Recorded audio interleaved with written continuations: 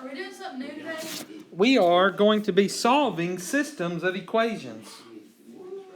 Does that sound familiar? Yo, that sounds pretty good. Can we? Yeah. But we're going to learn a different way. Yay! Because like I knew another way. So what are the ways we know so far? The first way we learned, solving systems of equations by... Substitution. That's not the first way we learned. That's the second way. Graph thing. Graphing. Solving systems of equations by graphing was number one. So how could we solve them by graphing? We drew two lines. And we saw if they intersected or not. And there were three possibilities. Infinitely many. They could cross in one point, which means there is one solution. The solution is that point.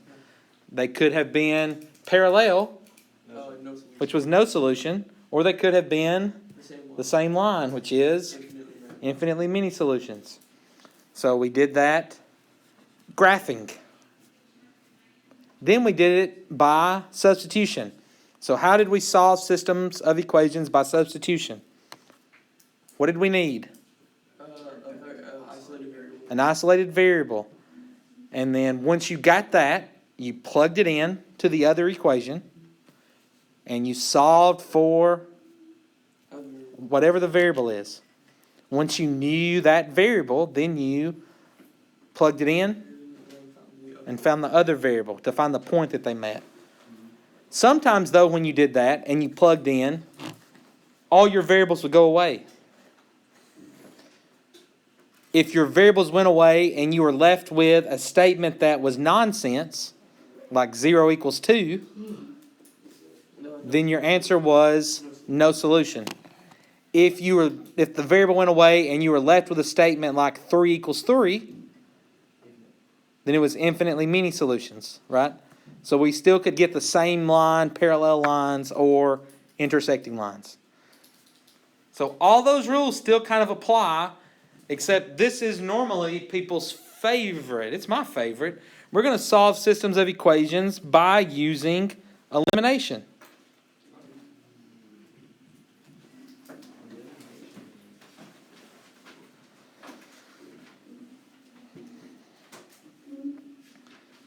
So with graphing, you needed them in slope-intercept form to graph. With substitution, you just needed an isolated variable. With elimination, here's what you need. You need a variable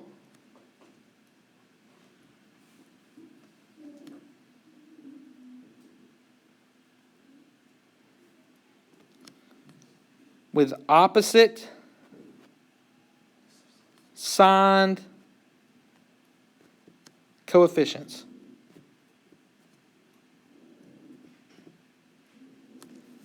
So it's not opposite reciprocal, just opposite. That's all we need to start with. So when I look at my first variable, look at the x's. What are their coefficients? Do you guys remember the word coefficient? No? Okay. So here we go. All a coefficient is the number that's being multiplied in front of that variable. So for here, this x has a coefficient of 1. This variable has a coefficient of 2. So are those opposite signed coefficients? No. Those are 1 and negative. They are opposite signed and they're the same number. So I guess I probably need to add that in there. Opposite sign, same number coefficients. These are opposite signed and they both have a coefficient of 1. We follow that? So as soon as we have opposite signed coefficients, then we just want to combine our equations. By combine, just act like you're adding, subtracting, doing what the signs tell you to do. I always start with the opposite sign coefficients. What is y minus y? 0. 0. Gone. What's x and 2x? 3x. What's 7 and 2? 9.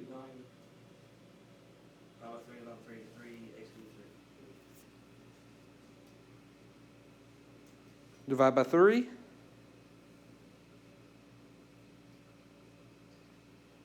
that was hard. I'm not finished. And then white I was about to say, white was more don't- white. I gotta play it like it. Yeah. Plug it back in. So 3 plus y equals 7. White's So y is 4. So these two lines intersect, and they intersect at 3, 4. Systems of equations by elimination. substitute. It's substitute. So is there like a situation where there's not a, We'll get there.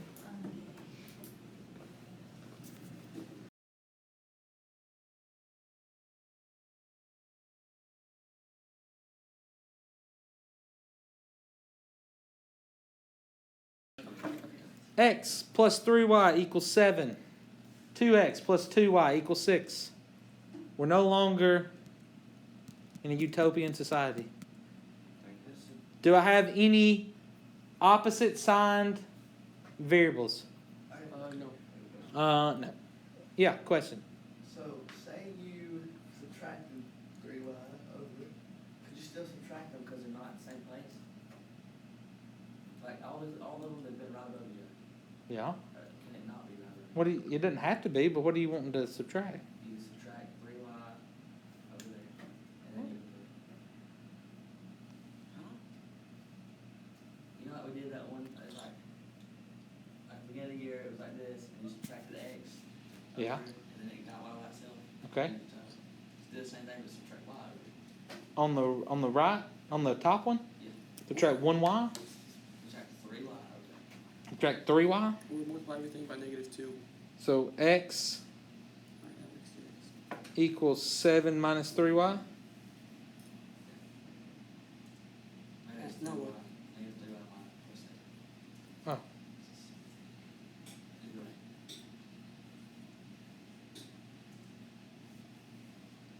Either way works. And you just have the under it. It's going to eliminate with which one? Yeah, it's not gonna be What? What's it going to eliminate? You put the element back under it and negative. So they have to be the same number, yeah. Yeah.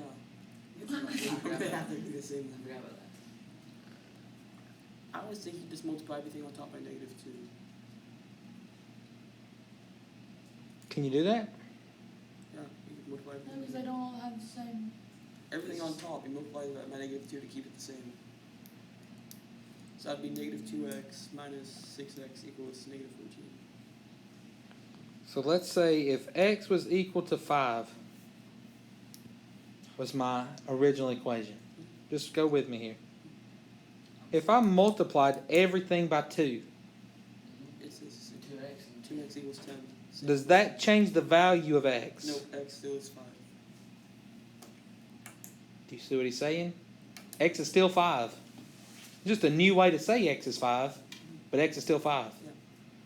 What if I subtracted 3 from both sides? X is still 5. X is still Okay, it's 5. X is still 5. Just a new way to say it with a different equation. So as long as I do the same thing to everything in an equation, I'm not changing the x and y. I'm just changing the appearance of the equation. So what I want to do then is there is no opposite signed, same coefficient variable. 5. So you're gonna have to. So make one. Yes. Make one of them be opposite signed, same coefficient. So what I would look for is, do I have a coefficient of 1? Yes. So if I want this to cancel with the x here, what do I need this number to be? -2. -2.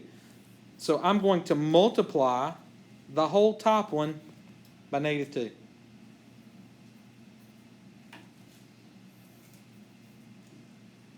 Do we understand why? It's going to make the x cancel. So let's distribute that. So this is -2x.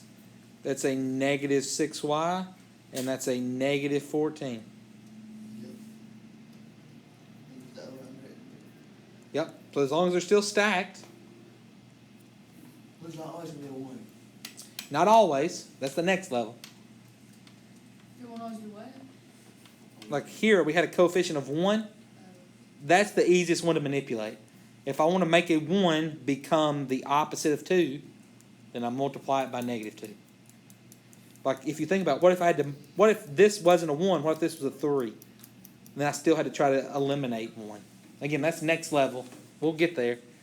But for now, let's do it when it's a 1. Does a 3 have to? We're getting there. We're going to get there. Hey, we'll get there. Trust me. X's cancel. 2y minus 6y is -4y. 6 minus 14 is -8. Y is being multiplied by -4, so I divide by -4. So y equals 2. Take this. You can plug it into any of your 3 equations. I'm going to plug it into the top one because it already has a coefficient of 1 for the x. So that would give me x plus 3 times 2 equals 7. 3 times 2 is 6 equals 7. Subtract 6. X equals So x equals 1. So the ordered pair is 1, 2. 1, 2. Alright, so that's all wrong. What? Let's try the wrong. Are you ready? Questions?